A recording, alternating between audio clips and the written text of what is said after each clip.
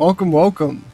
I know I said I wasn't going to release another video until Season 11 dropped, but I lied because Embark decided to drop a lot of the melee rework this morning. And so I read through it, I wrote down some notes, and I'm ready to share with you guys some of my thoughts on this melee rework for Season 11. Now, we first need to specify that they did not release all of the information. We still don't know all of the key details, like the damage values, the swing speeds, the ranges, the precision values, and stuff like that. However, all of the main systems that have been introduced to the melee framework in Season 11 has been disclosed in this patch note drop. So I will be going through all of that and letting you know what that means for all of us playing melee in the coming season. Okay, so point 1 is, did Embark actually address the problems that they identified, primarily in the Season 10 AMA, live stream, and elsewhere?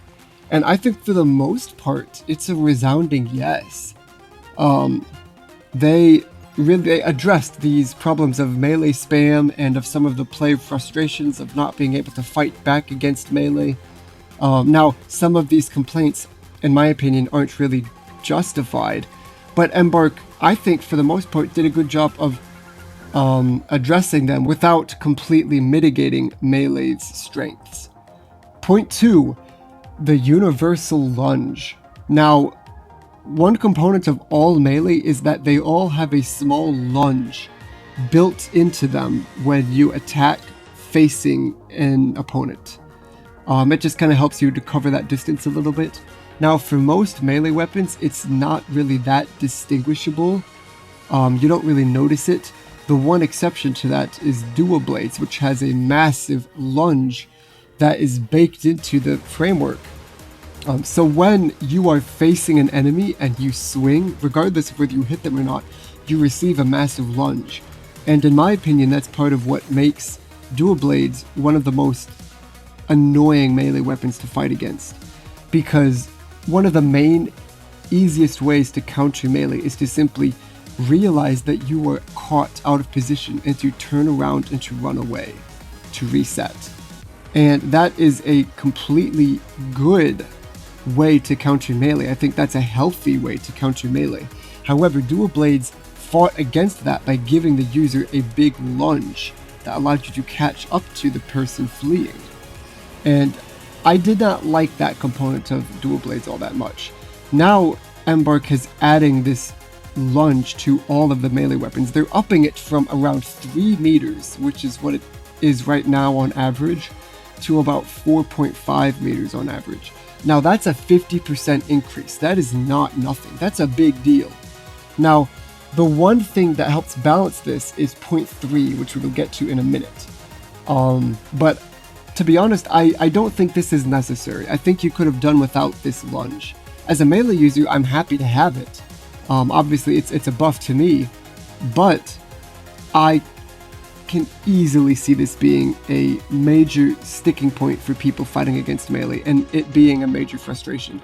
And I think it could lead to even more complaints against melee, which my fear would lead to other nerfs to melee. I just don't want nerfs to melee for a mechanic that we as melee users don't really even need. So I question why this was added to begin with. I don't think any melee user asked for this at all. I think it's fine. Again, I'm not complaining. I don't really know what you're trying to accomplish with this. So point 3, what keeps that lunge in check is stamina.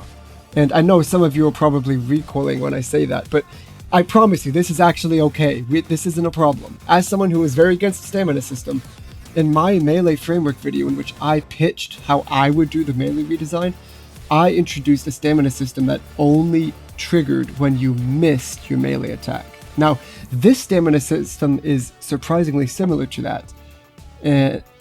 Well, actually, I lied. It's nothing like the one I said. I don't know why I said that. But it doesn't punish good melee play. So I guess in that regards, it is similar. So their stamina system that they are introducing in Season 11 does not reduce damage, it does not reduce attack speed, it does not reduce movement speed, it doesn't prevent attacks, all it does is it removes your ability to lunge. So when you lunge at an opponent and you miss your attack, you cannot lunge again for 2 seconds. If you hit your attack and you successfully land it, then that lunge is immediately granted back again. So this addresses improper spam in a very similar way that my framework did, that my overextension system did. And I think this is good. I think this is great. It's not punishing for proper melee use. It's not terribly punishing even if you do miss, but it does make melee spam feel inefficient. And I think that's the main goal of this system. So the lunge and the stamina bar are baked together. They're two different components that make up one system. And I think it's fine. Like, as a melee main who is very nervous about a stamina system that they were likely going to implement in this season, I think they kind of nailed it. I think it's great. I think it's fine as is. We'll have to see how it is in practice, obviously, but I'm not terribly upset with that. Now, point 4, precision. They added a precision system. This is something that I have always wondered about, if it was possible, as I've been looking at redesigning all of the melee weapons individually in my redesign project series. And I think Embark nailed it. I think they hit it right on the head. They did it better than what I was ever trying to come up with. I think this is a great system. So basically what happens is you look on your screen, you have your crosshair, and then you have 2 horizontal bars to the left and to the right of your crosshair. And it outlines a massive vertical bar that spans the top to the bottom of your screen. This is your main aiming area. If you, by the time that your swing attack hits an opponent, if that opponent is within that vertical bar, then you are dealing maximum damage to your opponent. However, if you hit them on the edges of your screen rather than the center vertical bar, then you are dealing what's called a glancing blow, and you're dealing reduced damage. So this encourages precise aim and diminishes some of the lucky hits you get once in a while. I think this is perfectly fine. I think this is great. And this actually borrows from the system that Dual Blades uses when it blocks bullets coming at you. So if you're a Dual Blades user and someone's shooting at you, if you are within a certain degree of where they're shooting from you, then you are going to only receive like 10% damage from the bullets. However, if you are facing a little bit to the right or a little bit to the left of the bullets that are hitting you, you're still blocking it, but you're going to be receiving, I think, 30% damage from the bullets. So it encourages very precise aim, but also gives you some grace. And this is using, the precision system is using a very similar concept, and I think that's great. Now, the one thing that it changes significantly is hits to kill, because now you're not getting a guaranteed set amount of damage per swing, right? So if I'm using Riot Shield, that's 90 damage, and I'm looking to fight a medium and I'm not doing quick melee combos, it would take 3 hits because it's 90, then 180, then 270. So I know if I hit the medium twice, I need 1 more swing to kill the medium. Now it's different, because if I deal a glancing blow, I'm dealing reduced damage. So now that changes the type of hit combos I need. And I think that's actually very interesting, because it increases the skill ceiling substantially and increases the skill floor a little bit as well, because now you have branching hit combos. I need to know what hit combo to utilize when I hit them perfectly on the first hit, and I need to know what hit combo to utilize when I hit a glancing blow on the first hit. So this is, it opens up some more strategic gameplay for melee. And this also gives us an opportunity to really take advantage of this UI change that they teased in one of their trailers, in which you saw that when you dealt damage to an opponent, you didn't just see their health bar above their head, you also saw a number telling you exactly how much damage you have dealt. So if it's a toggleable on and off thing, I'm going to leave it on probably as a melee user, because I need to know if I'm dealing a glancing blow or if I'm dealing the full damage, so that I can know what kind of melee combo to utilize next. So I think that's actually kind of good. I'm excited about this. I'm nervous, but I'm excited about it. Point 5 is with the Riot Shield changes. They actually made some changes to Riot Shield.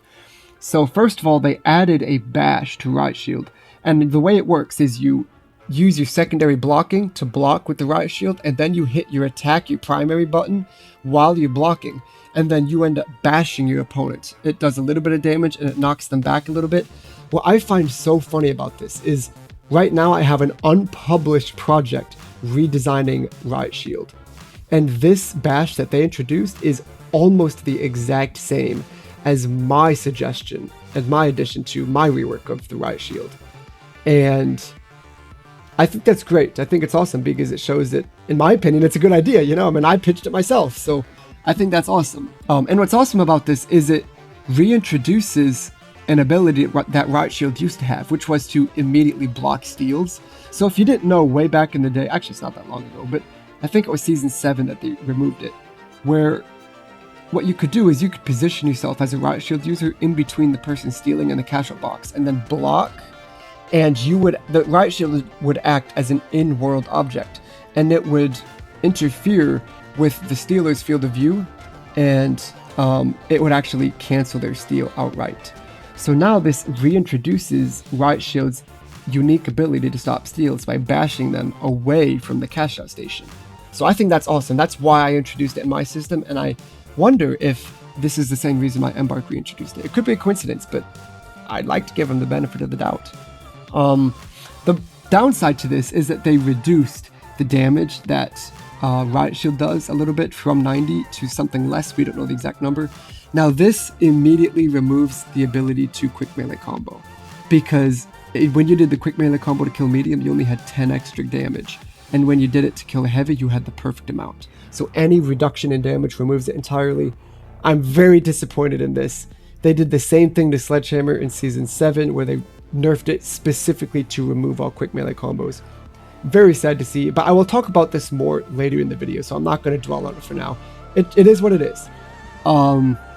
Now, the one other thing that with the Riot Shield nerf, or the Riot Shield rework, is that it kind of introduces turtling, which is when you secondary block to block all incoming damage, and it's kind of annoying to fight against because it just kind of makes them inherently like invulnerable, and it doesn't feel very good to fight against. So for them to be able to do that, crawl to you, and then bash you, I think could make it even more annoying to fight against. So in my rework, I actually had the bash as a separate keybind entirely. I know Embark isn't going to do that, but it's just something worth mentioning and worth thinking about. Anyways, point 6, dual blades. I think the changes to dual blades is fine. So basically, dual blades right now is a 3 attack combo.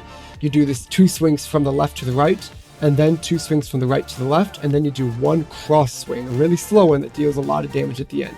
They essentially removed that final swing from the combo, and I think that's a perfectly fine thing. I don't use dual blades that often. I think it's fine. That was actually one of the big complaints they had, and in fact, one of the ways to fight with Riot Shield or with dual blades before they buffed that 3rd attack was to just do the 1st attack, the 2nd attack, then quick melee and start over because the final attack was so slow. So removing that, I think, is a perfectly reasonable decision. Point 7, spear. They reworked the secondary attack for spear.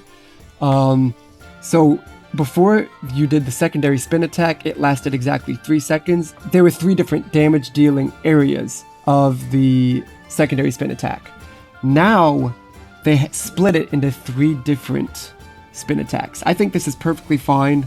I was actually one of the spear users when I did use spear that abused the animation canceling, and as much as I enjoyed it, it does make sense from a developer standpoint to remove that. And actually I think their solution is very elegant. So the way it works is you commit to a secondary spin attack, and it does only 1 attack. It spins, it does 1 damage dealing section, and then it stops. If you actually manage to hit someone within that attack, you can hold it or press it again, and you will immediately perform a 2nd spin attack. And if you hit someone again in that attack, then you can immediately trigger a 3rd attack. You can do it up to 3 times in a row before you need to stop and pause for a second. If you miss and you don't hit anyone within any one of those attacks, it won't let you immediately carry into another one. I think that's good. It raises the skill ceiling a little bit. It makes it much more user based, like you have to be able to use it strategically in order to utilize it. I think that's great. I like it. Point 8, sword. I'm very disappointed in you, Embark. Why is sword untouched. Sword is the one melee weapon that both melee users and non-melee users collectively agree needs to be looked at again. Sword has been, in my opinion, abysmally designed since the 7.6 rework. It's by far their worst rework in the game, because most of the reworks are pretty good, but the sword one, it's poop. It's bad. I don't like it. It completely rewards primary spam. There's no reason to use a secondary. It's just terrible. So one good thing they changed. They only changed one thing. They're increasing the degree clamp of the secondary launch. Right now it's 40 degree clamp. They're increasing it a little bit. We don't know by how much, but it can't be by too much because sword is already kind of better than it should be with the primary spam, and increasing the clamping degree only makes it better. I'm actually really surprised that they didn't rebalance it completely. 88 damage for the primary is just crazy. You know, 2 tapping light, 3 tapping medium, 4 tapping heavy. That's crazy. I don't get that. I think that really needs to be looked at. There are so many sword mains that absolutely loved this weapon. It was so skill based, and now it's just melee spam, and Embark has not addressed this at all, even with the new systems. So I really hope that later on this season they look at sword. Maybe they just, you know, with their time constraints, they weren't willing to commit to such a major rework just yet. I think it's fine if they do it later. I'm just worried that they won't do it at all. So please, Embark, take a look at that sword. It needs to, I mean, the secondary just needs to come back. It needs to be viable again. The secondary, obviously the primary is viable. It's too viable. The secondary needs to be viable again. Point 9, quick melees. I've been very positive this whole video. I will continue to be positive about this melee rework. But point 9, I'm going to put my foot down. Embark, I'm not happy with the way that you handled quick melees. Embark said in this paragraph, they are done with quick melee combos. Quick melee combos are just about no more. They're not completely killed off, but they are in the process of dying. Quick melee combos are no longer a core function of melee. They've been alive for 10 seasons, for almost 3 consecutive years, but Embark has said enough is enough. Quick melee combos are dying. We're putting it to bed. And this is extremely sad to hear. Not only because it was more decision making, it was more emergent gameplay, but it's what allowed melee to be weaker in low skill lobbies, but also still be viable in higher skill lobbies. Because nobody in the lower skill lobbies was utilizing quick melee combos. The only people who utilized it were more skilled melee users who knew the breakpoints and knew how to utilize them well and knew the timings, right? And so that's what allowed melee to be balanced between low skill and high skill effectively. Emergent gameplay. And so it's very disappointing to kind of hear this. It's very sad. They're also, let me explain actually what's being changed. So quick melees are dealing less than 40 damage. Now we don't know how much it's being reduced by. Hopefully it's not too much. But they're reducing damage. Secondly, quick melee combos actually have a pushback mechanic now. So, but not all the time. If you commit to a quick melee while you still have stamina, it pushes the enemy back. If you are fatigued, meaning that your stamina bar is all the way low, then it will not be a kickback, and it will just be the normal quick melee as we know it now. So this is used to give ranged users a way to fight back against melee users who have already closed distance. So if I am a sledgehammer main and I'm right in front of you and I commit to a secondary overhead swing, you can just throw a quick melee whenever you like and you launch me away and I miss, and then you get to fire your weapon again. I'm not a big fan of this. I think this is bad. You already got beaten positionally. A way to fight back is fine. But now I just wasted a second and a half with an overhead swing while you're emptying your magazine into me. Now the one saving grace is that once you commit to a quick melee once, you are fatigued for 2 seconds. You can throw another one, but it's not going to knock you back for 2 seconds. So what it does essentially is just elongates close quarter combat against melee. It could be fine. Hopefully it's fine, but I'm nervous about this one. I'm not necessarily sure I'm a fan of this one. I don't know if I like this. But it could be worse. So I'm not going to sit there and be a hater. I'm trying to be supportive. I think for the most part it's fine. But I'm much more upset about the quick melee combos. I'm very upset about that. And this directly leads to point 10, the final point that the more mechanics doesn't necessarily mean more decision making. So embark, there's two different ways to add depth to gameplay. One is by mechanical skill and one is by decision making. So embark seems very interested in increasing mechanical skill capacity for melee. I think that's great. That raises the skill ceiling. It allows you to distinguish between good melee play and bad melee play, and I think that's great. However, embark seems to be maximizing mechanical skill, mechanical depth, and minimizing decision making. So with melee, what made melee viable in high level lobbies and low level lobbies was the fact that good melee players were making different decisions than bad melee players. And that's good because there were multiple routes to play it, right? If you're playing low level and you're not very good, you probably shouldn't be going for some of these high skill mechanics or tech or whatever Embark calls it, or quick melee combos, because it's just safer to attack normally. Whereas if you're skilled enough, you can go for riskier options. So there's much more emphasis in risk reward mechanics.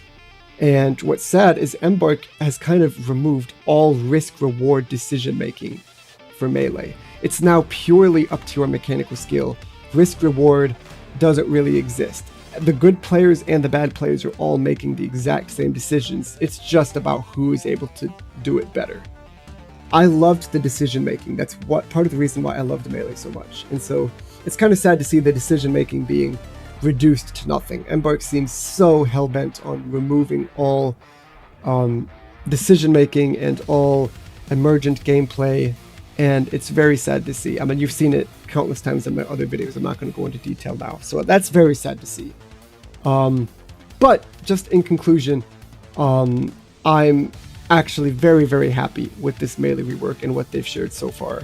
I think that they've spent a lot of time and effort really doing this. I think they've realized that melee has such a passionate community, and so it's very, very, very...